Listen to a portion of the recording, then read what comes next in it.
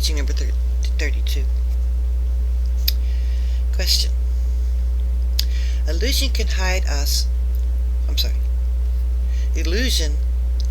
from us our own mind, but up until now, you've not taught us how to get rid of illusion. The answer. The arising and the elimination of illusions are both illusionary. Illusion is not something rooted in reality. It exists because of your dualistic thinking. If you will only cease to indulge in opposed concepts such as ordinary and enlightened, illusion will cease of itself. And then, if you still want to destroy it, wherever it may be, you will find that there is not a hair's breadth left of anything on which to lay hold. This is the meaning of, I will let go with both hands, for then I shall certainly discover the Buddha in my mind. Question. If there is nothing on which to lay hold, how is the Dharma to be transmitted? Answer. It is a transmission of mind with mind. Question. If the mind is used for transmission, why do you say that the mind, too, doesn't exist? Answer. Obtaining no Dharma, whatever, is called mind transmission. The understanding of this mind implies no mind and no Dharma. Question. If there is no mind and no Dharma, what is meant by transmission? Answer. You hear people speak of mind transmission, and then you talk of something to be received. So Bodhidharma said, nature of mind, when understood, no human speech can compass or disclose. Enlightenment is not to be attained, and he that gains it does not say he knows. If I were to make this clear to you, I doubt if you could stand up to it. Ooh, sounds like a challenge. Come on, Huang Po. Sorry about me. I'm just in a real good mood. Okay, on to number 33. Question. Surely the void stretching out in front of your eyes is objective. Then aren't you pointing to something objective and seeing mind in it? Answer. What sort of mind could I tell you to see in an objective environment? Even if you could see it, it would only be mind reflected in an objective sphere. You would be like a man looking at his face in the mirror. Though you could distinguish your features in it clearly, you would still be looking at a mere reflection. What bearing has this on the affair that you brought to me? Question, or answer. If we do not see by means of reflections, when shall we see it all? Answer. So long as you are concerned with by means of, you will always be depending on something false. When will you ever succeed in understanding? Instead of observing those who tell you to open wide both your hands, like one who has nothing to lose, you waste your strength bragging about all sorts of things. Question.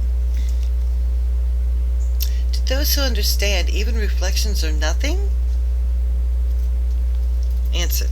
If solid things do not exist, how much the less can we make use of reflections? Don't go about babbling like the dreamer with his eyes open, like a sleepwalker.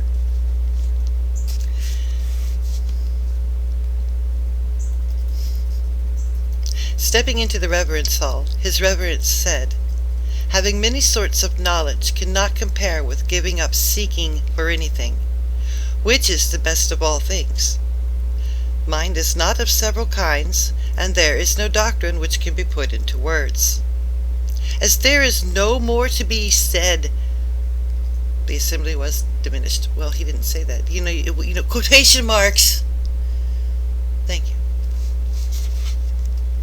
34. Question. What is meant by relative truth? Answer. What would you do with such a parasitical plant as that? Reality is perfect purity. Why base a discussion on false terms? To be absolutely without concepts is called the wisdom of dispassion. Every day, whether walking, standing, sitting, or lying down, in all of your speech, remain detached from everything within the sphere of phenomenon. Whenever you speak or merely blink an eye, let it be done with complete dispassion. Now we're getting toward the end of the third period of the 500 years since the time of the Buddha, and most students of Zen cling to all sorts of sounds and forms. Why do they not copy me by letting each thought go as though it were nothing, or as though it were a piece of rotten wood, a stone, a claw, or cold ashes of a dead fire? Or else, by just making whatever slight response is suited to each occasion. If you do not act like thus, when you reach the end of your days here, you will be tortured by Yama. You must get away from the doctrines of existence and non-existence. For mind is like the sun, forever in the void, shining spontaneously, shining without intending to shine. This is not something which you can accomplish without effort. But when you reach the point of clinging to nothing whatever, you will be acting as the Buddha acts, or as the Buddhas act. This will indeed be acting in accordance with the saying, develop a mind which rests on no thing whatever, for this is your pure Dharmakaya, which is called Supreme Perfect Enlightenment. If you cannot understand this, though you gain profound knowledge from your studies, though you make the most painful efforts and practice the most stringent austerities, you will still fail to know your own mind. All of your effort will have been misdirected, and you will certainly join the family of Mara. What advantage can you gain from this sort of practice?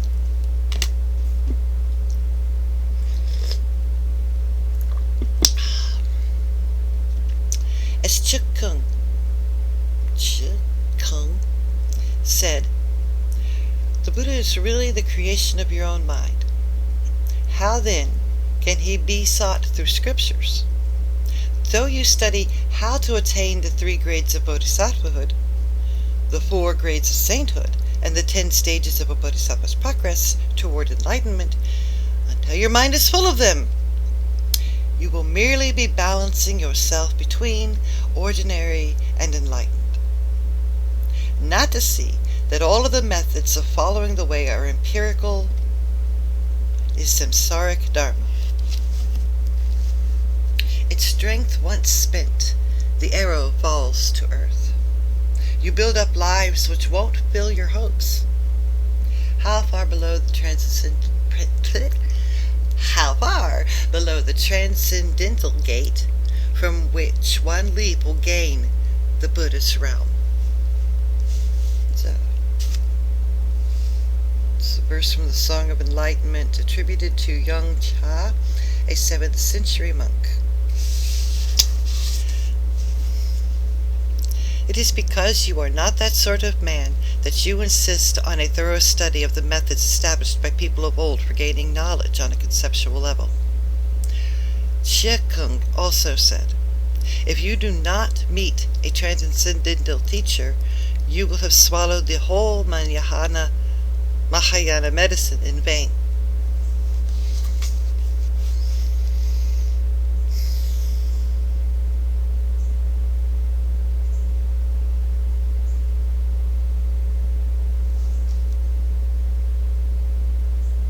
If you would spend, number 35, if you would spend your time walking, standing, sitting, or lying down, learning to halt the concept-forming activities of your mind, you could be sure of ultimately attaining the goal. Since your strength is insignificant, Since your strength is insufficient, you will not be able to transcend samsara by a single leap. But after 5 or 10 years, you would surely have made a good beginning and be able to make further progress spontaneously. It is because you are not that sort of man that you feel obligated to employ your mind studying dhyana and studying the way. What has all that got to do with Buddhism? So it is said that all the Tathagata taught was just to convert people.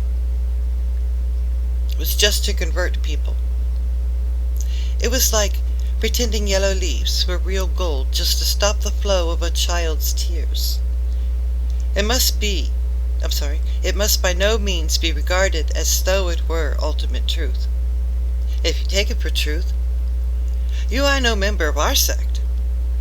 And what bearing can that have on your original substance?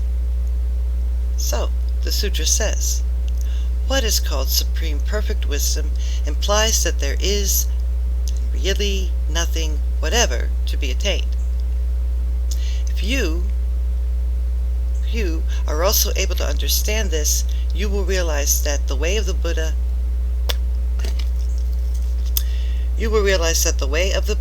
and the way of devils are equally wide of the mark.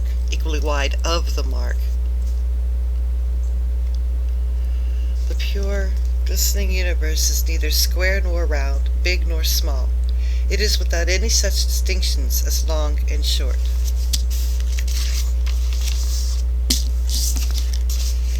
It is beyond attachment and activity, ignorance and enlightenment. You must see clearly that there is really nothing at all, no humans, no Buddhas. The great, big word I've never seen before, the great Chiliocosms.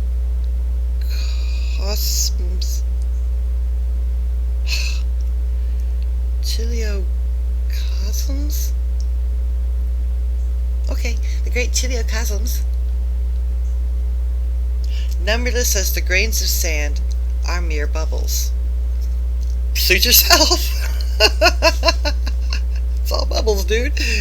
I guess I didn't need to put any energy into learning that word. Okay, shh. It's time for Zen.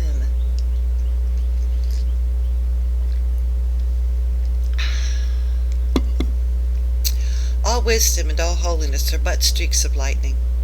None of them have the reality of mind. The Dharmakaya from ancient times until today, together with the Buddhas and the patriarchs, is one. How could it lack a single hair of anything? Even if you understand this, you must make the most strenuous efforts. Throughout this life, you can never be certain of living long enough to take another breath. Number 36. Question. The sixth patriarch was illiterate. How is it that he was handed the robe which elevated him to that office?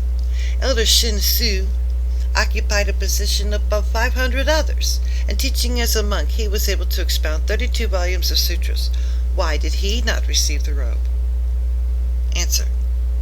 Because he still indulged in conceptual thought, in a dharma of activity. To him, as you practice, so shall you attain, was a reality. So the fifth patriarch made the transmission to Huining, or Huidang, at that very moment, the latter attained the tacit understanding and received in silence the profoundest thought of the Tathagata. That is why the Dharma was transmitted to him. You do not see that the fundamental doctrine of the Dharma is that there is no dharmas, yet that this doctrine of no dharma is in itself a dharma. And now that the no dharma doctrine has been transmitted, how can the doctrine of dharma be a dharma? Whoever understands the meaning of this deserves to be called a monk, one skilled at dharma practice.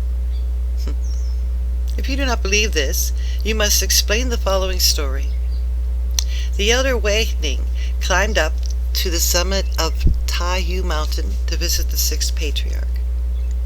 The latter asked him why he had come. Was it for the robe or for the Dharma? And elder Wei Ming answered that he had not come from the robe, but only for the Dharma. Whereupon the sixth patriarch said, "Perhaps you will concentrate your thoughts for a moment and avoid thinking in terms of good and evil." Ming did. Ming did as he was told, and the sixth patriarch continued. "While you are not thinking of good and not thinking of evil, just at this very moment, return to what you were before your father and mother were born." Even as these words were spoken, Ming arrived at a sudden tacit understanding. Accordingly, he bowed to the ground and said, "I am like a man drinking water, who knows in himself how cool it is. I have lived with the fifth patriarch and his disciples for 30 years. But it is only today that I am able to banish the mistakes of my former way of thinking." The sixth patriarch replied, "Just so. Now at last you understand why, when the first patriarch arrived from India, he just pointed directly at men's minds, by which they could perceive their real nature and become Buddhas, and why he never spoke of anything besides. We have not seen how,